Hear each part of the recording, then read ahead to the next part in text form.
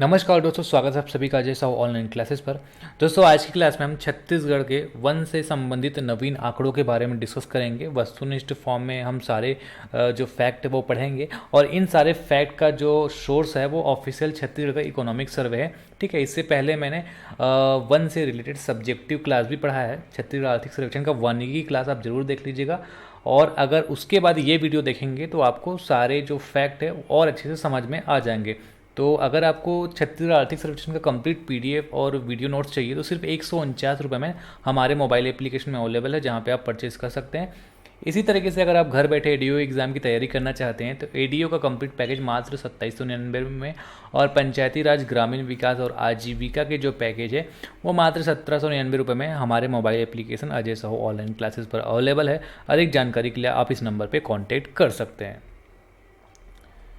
तो सबसे जो पहला प्रश्न है वो है कि छत्तीसगढ़ राज्य में वनों का कुल क्षेत्रफल कितना है। तो ध्यान देंगे, छत्तीसगढ़ राज्य में कुल वनों का क्षेत्रफल है 59,772 वर्ग किलोमीटर। कितना? 59,772 वर्ग किलोमीटर। 1,35,191 वर्ग किलोमीटर पूरे छत्तीसगढ़ का क्षेत्रफल है, जिसमें से 59,772 वर्ग किलोमीटर वनों का क्षेत्रफल है। छत्तीसगढ़ राज्य में आरक्षित वन का क्षेत्रफल का जो प्रतिशत है वो कितना है? देखिए, जो है 3 प्रकार के वन होते हैं, आरक्षित वन, उसके बाद है संरक्षित वन और तीसरा है अवर्गीकृत वन।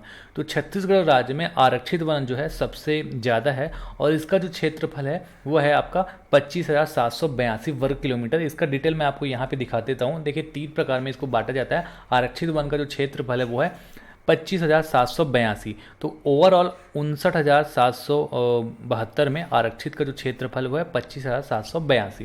तो ये चीज़ आपको याद रखना है। इसी तरह संरक्षित वन का क्षेत्रफल यहाँ पे देख सकते हैं 24,036। अब आरक्षित वन और संरक्षित वन में अंतर क्या है? आरक्षित वन वे वन होते हैं जहाँ पे अनधिकृत प्रवेश वर्जित होता है। ठीक है, कोई भी यहाँ पे प्रवेश नहीं कर सकता, कोई भी यहाँ पे लकड़ी या फिर पशु चरवाने के लिए यहाँ पे जानवर नहीं घुमा सकता। जैसे राष्ट्रीय अभ्यारण्य हो गया, राष्ट्रीय उद्यान हो गया, अभ्यारण्य हो गया, ये सब आरक्षित वन की कैटेगरी में आता है। लेकिन संरक्षित वन में क्या होता है, उस स्थान पे जितने भी कुछ विशेष समुदाय के लोग होते हैं उसको स्थायी आधार पर लकड़ी कटाई, शिकार, चराई इत्यादि के लिए अनुमति दी जा सकती। इस तरह के वन को संरक्षित वन कहते हैं। और अवर्गीकृत जैसे खुले वन होते हैं नॉर्मली, वो हो गया। अगला क्वेश्चन है आपका, छत्तीसगढ़ राज्य का वन क्षेत्रफल राज्य के कुल भौगोलिक क्षेत्रफल का कितना है? देखिए, कुल भौगोलिक क्षेत्र है 135, 191, वन क्षेत्रफल है 59,772। तो इसमें से इतना आप परसेंटेज निकालेंगे तो जो राज्य का क्षेत्रफल आएगा, वन क्षेत्रफल, वो आता है आपका 42.21%। तो इसका ऑप्शन 42.21% होगा। चौथा प्रश्न है, छत्तीसगढ़ राज्य के कुल क्षेत्रफल में आरक्षित वन क्षेत्रफल कितना है? आरक्षित वन का क्षेत्रफल है आपका 43.13%, सबसे ज़्यादा। देखिए, हमने देखा था आरक्षित वन है आपका 25,782 वर्ग किलोमीटर और इसमें से अगर इसका परसेंटेज निकालेंगे तो सबसे ज़्यादा है आरक्षित वन का प्रतिशत 43.13%। उसी तरह संरक्षित वन का परसेंटेज है 40.22% और अवर्गीकृत वन का परसेंटेज है 16.65%। अगला क्वेश्चन है, छत्तीसगढ़ राज्य में संरक्षित वन का क्षेत्रफल कितना? अभी जस्ट हमने पढ़ा, संरक्षित वन का क्षेत्रफल है 40.22%। छत्तीसगढ़ राज्य में अवर्गीकृत वन क्षेत्र का प्रतिशत है, अवर्गीकृत वन जो है छत्तीसगढ़ में सबसे कम है, मात्र 16.65%। यहाँ पे देखिए, अवर्गीकृत वन 16.65%। अब अगला क्वेश्चन है, क्वेश्चन नंबर 7, छत्तीसगढ़ राज्य का भौगोलिक क्षेत्रफल कितना है? भौगोलिक क्षेत्रफल है 135, 191, 1,35,191 वर्ग किलोमीटर। वर्ष 2022-23 के लिए छत्तीसगढ़ के सकल घरेलू उत्पाद स्थिर भाव में वानिकी क्षेत्र के जो हिस्सेदारी है उसका अनुमानित प्रतिशत आपको बताना है। तो छत्तीसगढ़ के सकल घरेलू उत्पाद मतलब छत्तीसगढ़ राज्य कुल जितना कमाता है उसमें वन क्षेत्र की भागीदारी पूछा जा रहा है। तो इसका आंसर है 3.19%। वर्ष 2022-23 के लिए अग्रिम अनुमान ये आपको याद रखना है 3.19%। ये इम्पॉर्टेंट है। यहाँ पे आप देख सकते हैं, ठीक है, यहाँ पे 22-23 में अनुमानित प्रतिशत हिस्सा है वानिकी क्षेत्र का राज्य के सकल घरेलू उत्पाद में 3.13%। ये याद रखेंगे।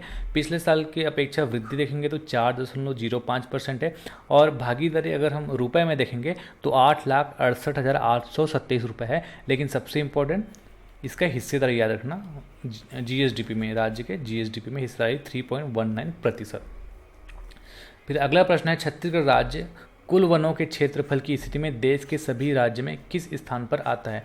तो देश के कुल वन क्षेत्रफल के हिसाब से अगर हम बात करें तो देश में राज्य का जो क्रम आता है छत्तीसगढ़ चौथा आता है। ठीक है, वन क्षेत्रफल की हिसाब से हम बात करें तो वन क्षेत्रफल छत्तीसगढ़ का 59,772, इसके हिसाब से छत्तीसगढ़ चौथे नंबर पे आता है। और वन आवरण मतलब राज्य के कुल भौगोलिक क्षेत्र में जो वनों का क्षेत्रफल का प्रतिशत है, जैसे हमने देखा वनों का जो क्षेत्रफल है वो है आपका 44.21% है ना। तो इसके हिसाब से छत्तीसगढ़ जो है वो तीसरे नंबर पे आता है। ठीक है, यहाँ पे देखेंगे वन क्षेत्रफल के हिसाब से छत्तीसगढ़ राज्य जो है देश में चौथे स्थान पर आता है और वन आवरण की स्थिति में देश में तीसरे स्थान पर आता है। ये चीज़ आपको याद रखना है। फिर क्वेश्चन नंबर 11 है, छत्तीसगढ़ राज्य की औसत वार्षिक वर्षा कितना अनुमानित है? छत्तीसगढ़ राज्य का औसत वार्षिक वर्षा 1200 mm से 1500 mm से में आया, मतलब सेंटीमीटर में पूछा जाए क्वेश्चन तो 120 सेंटीमीटर से 150 सेंटीमीटर। अगला क्वेश्चन है, छत्तीसगढ़ राज्य में किस तरह के वन पाए जाते हैं? छत्तीसगढ़ राज्य में जितने वन पाए जाते हैं उसको दो कैटेगरी में बांटा गया है। ये यूँ कहें तो छत्तीसगढ़ में दो तरह के वन पाए जाते हैं, उष्णकटिबंधीय आर्द्र पर्णपाती वन एवं उष्णकटिबंधीय शुष्क पर्णपाती वन। ऑप्शन नंबर डी इसका सही जवाब होगा। अगला क्वेश्चन है, निम्न में से छत्तीसगढ़ राज्य के दो प्रमुख वृक्ष किसे माना जाता है? अगर आप इकोनॉमिक सर्वे का पीडीएफ देखेंगे तो उसमें लिखा हुआ है कि छत्तीसगढ़ के जो दो प्रमुख वृक्ष हैं वो साल और सागौन है। क्यों? क्योंकि ये लगभग सभी जगह पाया जाता है। अगर ये छत्तीसगढ़ का मैप है तो यहाँ ऊपरी हिस्सा हो गया, मध्य हिस्सा हो गया, ये नीचे का हिस्सा हो गया, लगभग सभी जगह साल सागौन के वृक्ष पाए जाते हैं। निम्न में से किस वृक्ष को राजकीय वृक्ष घोषित किया गया? छत्तीसगढ़ का जो राजकीय वृक्ष है वो है आपका साल। ठीक है, और बस्तर को साल वनों का द्वीप कहा जाता है। छत्तीसगढ़ के लगभग सभी एरिया में साल का जो वृक्ष है वो पाया जाता है। साल वृक्ष का वैज्ञानिक नाम बहुत इंपॉर्टेंट याद रखें, साल वृक्ष का वैज्ञानिक नाम है शोरिया रोबस्टा। इसी तरह सागौन वृक्ष का वैज्ञानिक नाम आपको याद रखना है टेक्टोन ग्रैंडिस। मधुका इंडिका किसको कहते हैं? मधुका इंडिका जो आपका महुआ का जो वैज्ञानिक नाम है वो है मधुका इंडिका। छत्तीसगढ़ राज्य के शीर्ष वितान में कौन से वृक्ष पाए जाते हैं? अब यहाँ पे अगर आपको शीर्ष वितान मतलब समझ नहीं आएगा तो ये देखिए, ये वाला जो हिस्सा है वो उसको शीर्ष वितान बोल देंगे, ये वाला निम्न वितान, ये वाला मध्य वितान। तो ये मध्य क्षेत्र हो गया, ऊपरी क्षेत्र और निचले का क्षेत्र है ना। तो छत्तीसगढ़ राज्य के शीर्ष वितान में कौन से वृक्ष पाए जाते हैं? बीजा, साजा, महुआ एवं धावड़ा और तेंदू है ना। उपरोक्त सभी इसका सही जवाब होगा। इकोनॉमिक सर्वे के पीडीएफ में ये सब लिखा हुआ है। छत्तीसगढ़ राज्य के मध्य वितान में कौन से वृक्ष पाए जाते हैं? तो इकोनॉमिक सर्वे के पीडीएफ में लिखा हुआ है कि छत्तीसगढ़ राज्य के मध्य में आंवला, कर्रा और बांस के वन पाए जाते हैं। छत्तीसगढ़ राज्य किस जैव भौगोलिक क्षेत्र में आते हैं? देखिए, बहुत तरह के जैव भौगोलिक क्षेत्र होते हैं जिसमें अलग अलग राज्यों को बांटा गया है। इसी तरीके से अगर हम छत्तीसगढ़ को देखें तो वो आता है डेक्कन प्लेटू या फिर दक्कन क्षेत्र, अगर आप कहें तो वो भी याद रख सकते हैं। ठीक है, दक्कन या डेक्कन लिखा रहेगा, डेक्कन जैव क्षेत्र। तो ऑप्शन नंबर डी इसका सही जवाब है। ये है आपका डेक्कन प्लेटू वाला एरिया, दक्कन क्षेत्र है ना। तो यहाँ पे छत्तीसगढ़ को रखा गया है। तेंदू वृक्ष का वैज्ञानिक नाम क्या है? तेंदू वृक्ष का वैज्ञानिक नाम है डायोस्पाइरस मेलेनोजाइलान है ना। तो ये आपको याद रखना है, तेंदू वृक्ष का वैज्ञानिक नाम। छत्तीसगढ़ राज्य का राजकीय पशु कौन है? छत्तीसगढ़ राज्य का राजकीय पशु है वन भैंसा। यहाँ पे आपको इमेज में दिख रहा है, यह है छत्तीसगढ़ राज्य का राजकीय पशु। और वन भैंसा का वैज्ञानिक नाम भी आप याद रखेंगे क्योंकि छत्तीसगढ़ राज्य का राजकीय पशु है, पूछा जा सकता है। इनका वैज्ञानिक नाम है बुबैलस बुबैलिस। अगला है छत्तीसगढ़ राज्य की राजकीय पक्षी। तो छत्तीसगढ़ राज्य की राजकीय पक्षी है पहाड़ी मैना। यहाँ पे आप देख सकते हैं पहाड़ी मैना, और पहाड़ी मैना का वैज्ञानिक नाम भी पूछा जा सकता है। इनका जो वैज्ञानिक नाम है वो है ग्रैकुला इंडिका। याद रखेंगे, जो मधुका इंडिका है वो महुआ पौधे का वैज्ञानिक नाम है, लेकिन ग्रैकुला इंडिका पहाड़ी मैना का वैज्ञानिक नाम है।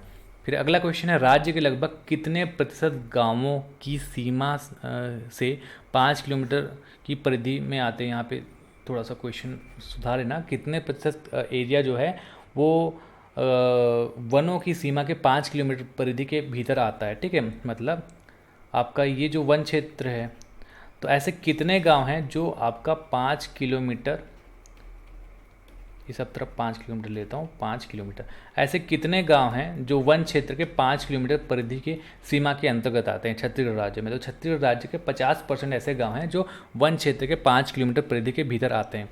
क्वेश्चन नंबर 26 है, वानिकी कार्यों से प्रतिवर्ष कितने करोड़ मानव दिवस रोजगार का सृजन होता है?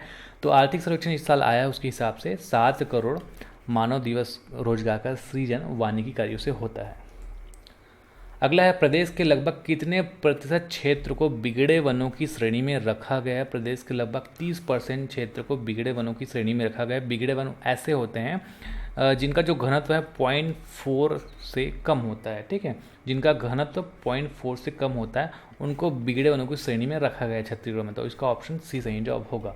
फिर अगला है, किस योजना के अंतर्गत राज्य के शहरी क्षेत्र को प्रदूषण से बचाने के लिए शहरी क्षेत्रों में वृक्षारोपण, पौधारोपण आदि का कार्य किया जा रहा है? तो इसका ऑप्शन नंबर सी पर्यावरण वानिकी योजना सही होगा। पर्यावरण वानिकी योजना के अंतर्गत स्पेशली याद रखेंगे शहरी क्षेत्र में वृक्षारोपण, पौधारोपण आदि का कार्य किया जाता है ताकि शहरी क्षेत्र को प्रदूषण से बचाया जा सके। फिर अगला है, पथ वृक्षारोपण योजना के अंतर्गत निम्न में किस स्थान पर वृक्षारोपण किया जाता है?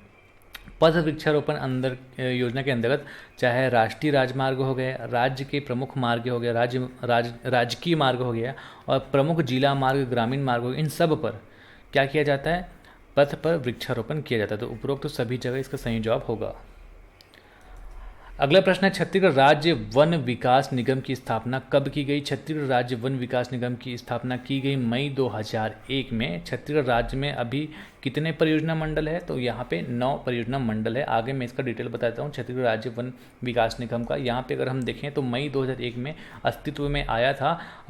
रायपुर क्षेत्र के 4 परियोजना मंडल को मिलाकर मई 2001 में छत्तीसगढ़ राज्य वन विकास निगम बनाया गया था और वर्तमान में 9 परियोजना मंडल है और इस 9 में से 3 औद्योगिक परियोजना मंडल के अंतर्गत आते हैं। कौन 3 है? कोरबा, रायगढ़ और जगदलपुर। ये 3 औद्योगिक परियोजना मंडल के अंतर्गत आते हैं।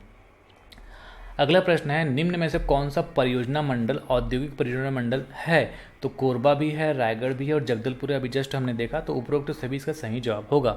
वर्ष 2022-23 में कितने लाख मानक बोरा तेंदुपत्ता का उत्पादन हुआ? तेंदुपत्ता का उत्पादन 2022-23 में कितना हुआ? 15.83 लाख। यहाँ पे देखेंगे 15.83 लाख उत्पादन हुआ छत्तीसगढ़ राज्य में 2022-23 के हिसाब से। अगर हम देखें तो याद रखेंगे 15.83 लाख तेंदुपत्ता का उत्पादन हुआ। मूल्य में अगर आप देखेंगे तो 1073 करोड़ के तेंदुपत्ते का उत्पादन छत्तीसगढ़ राज्य ने 2022-23 में किया। अगला है, एक मानक बोरा में कितने तेंदुपत्ते होते हैं? तो एक मानक बोरा में 50,000 तेंदु का पत्ता होता है। फिर अगला है, खदानी रोपण योजना के अंतर्गत वर्षा ऋतु 2022 में कितने लाख पौधों का रोपण किया गया? तो इस योजना के अंतर्गत 8.46 लाख पौधों का रोपण किया गया। दोस्तों, अगर आपको ये वीडियो पसंद आ रहा है तो वीडियो को लाइक ज़रूर कीजिएगा और दोस्तों में शेयर ज़रूर कीजिएगा। और अगर आपने हमारा चैनल को सब्सक्राइब नहीं किया तो चैनल को सब्सक्राइब जरूर कर लीजिएगा। अगर आप फेसबुक चलाते हैं तो फेसबुक पेज है हमारा, उसको लाइक कर लीजिए। टेलीग्राम चलाते हैं तो टेलीग्राम में Ajay Sahu online class search करिए, ज्वाइन करिए और प्ले स्टोर से Ajay Sahu online classes application जरूर डाउनलोड कर लीजिएगा। इंस्टाग्राम चलाते हैं तो इंस्टाग्राम में सर्च करिए अजय साहू ऑनलाइन क्लासेस और पेज को हमारे जरूर फॉलो कर लीजिए। इन सब जगहों पर इंपॉर्टेंट फैक्ट वगैरह हो गया, मैं क्विक वीडियो भी बनाता हूँ, शॉर्ट वीडियोस वगैरह इंस्टाग्राम में आपको 1 मिनट में ही बहुत सारे इंपॉर्टेंट फैक्ट का वीडियो मैं बनाकर डाल रहा हूँ आजकल, तो वो आपको हेल्प मिल जाएगा उससे। तो आप इंस्टाग्राम चलाते हैं तो ज़रूर आप ज्वाइन कर लीजिएगा। तो आज के लिए इतना ही पढ़ेंगे। नमस्कार, धन्यवाद।